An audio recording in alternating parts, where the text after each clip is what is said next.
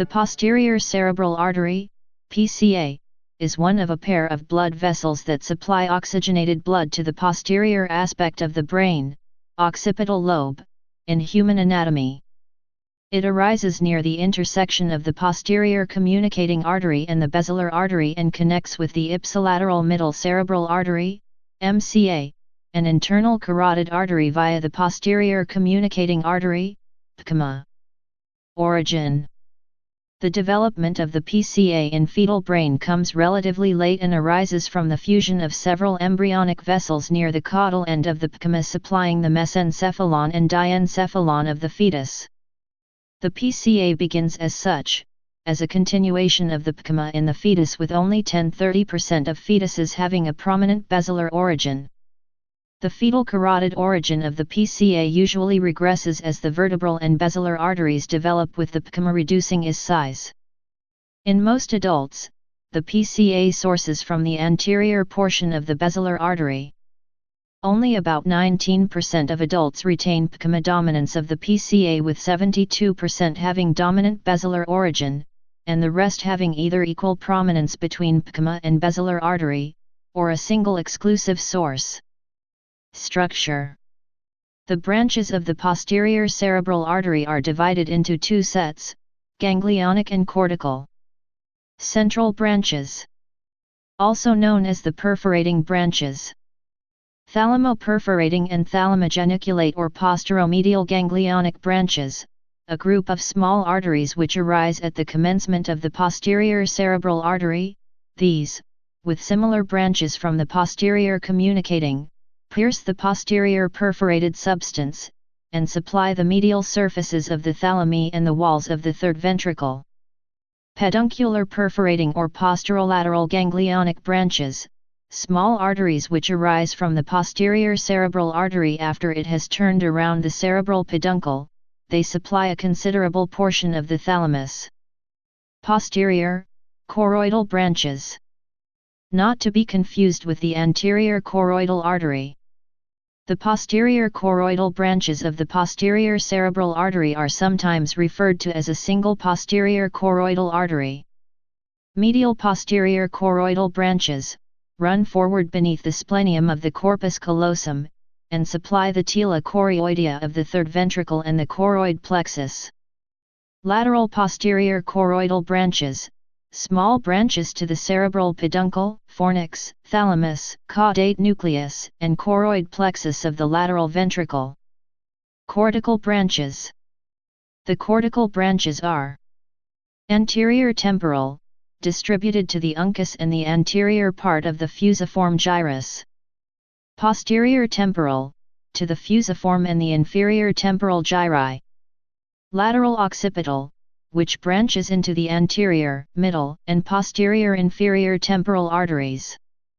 Medial occipital, which branches into the calcarine, to the cuneus and gyrus lingualis and the back part of the convex surface of the occipital lobe. Parieto-occipital, to the cuneus and the precuneus. Splenial, or the posterior pericallosal branch, sometimes anastomosis with the anterior cerebral artery, ACA, and may not be present if the ACA wraps around the corpus callosum. Clinical relevance. Stroke. Contralateral loss of pain and temperature sensations.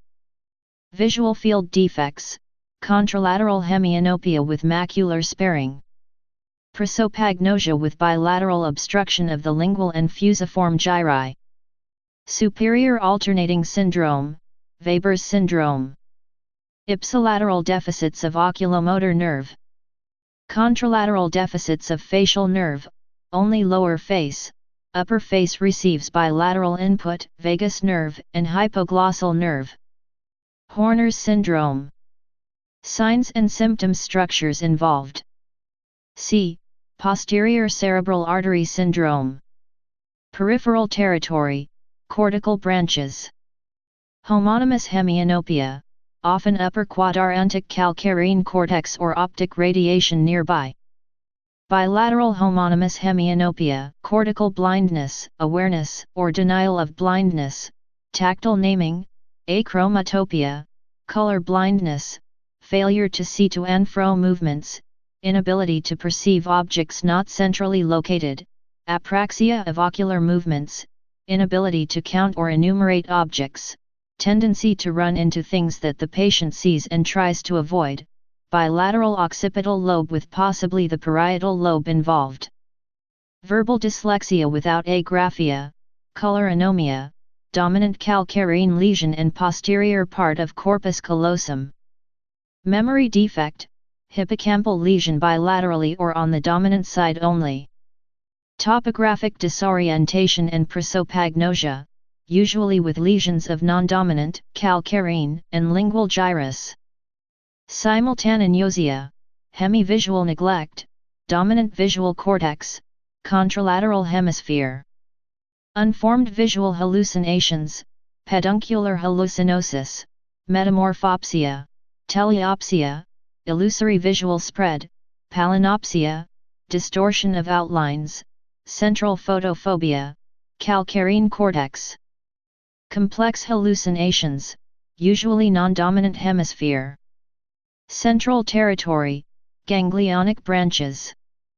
Thalamic syndrome, sensory loss, all modalities, spontaneous pain and dysesthesias, chorioathetosis, intention tremor, spasms of hand, mild hemiparesis, contralateral hemianaesthesia, posteroventral nucleus of thalamus, involvement of the adjacent subthalamus body or its afferent tracts.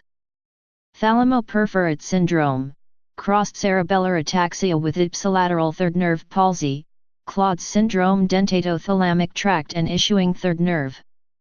Weber's syndrome, third nerve palsy and contralateral hemiplegia, third nerve and cerebral peduncle. Contralateral hemiplegia, cerebral peduncle.